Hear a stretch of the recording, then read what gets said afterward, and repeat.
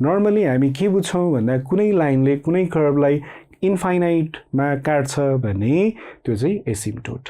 भेट्छ भने काट्छ पनि नभनौँ मिट गर्छ भने त्यसलाई बुझ्न एकदम सोझो तरिका माने एउटा कर्भ छ अनि हामीले के एज्युम गर्यौँ भने यो लाइनले पर कतै एकदम टाढा डिस्टेन्समा गएर इन्टरसेक्ट गर्छ या छोला जस्तो छ भने यो लाइनलाई चाहिँ हामी एसिम्प्टोट भन्ने एसिम्प्टोट हैन स्पेलिङ चाहिँ यहाँ मजाले छ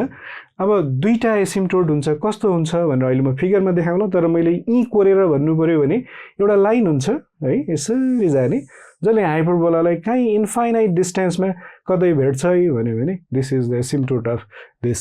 हाइपरबोला अब यसो फिगर हेर्दा एउटा यसरी जान सक्छ अर्को यसरी जान सक्छ यो दुईटा चाहिँ जेनरली हाइपरबोलामा एसिम्प्टोट्स हुन्छ इट इज अब धेरै कम्प्लिकेटेड पाराले नभनौँ सिम्पल सेन्समा भन्नु पर्यो भने एसिम्प्टोट भनेको लाइन हो जसले हाइपरबोलालाई नट ओन्ली हाइपरबोला अरू कर्भ पनि हुन सक्छ जसलाई वी सपोज दैट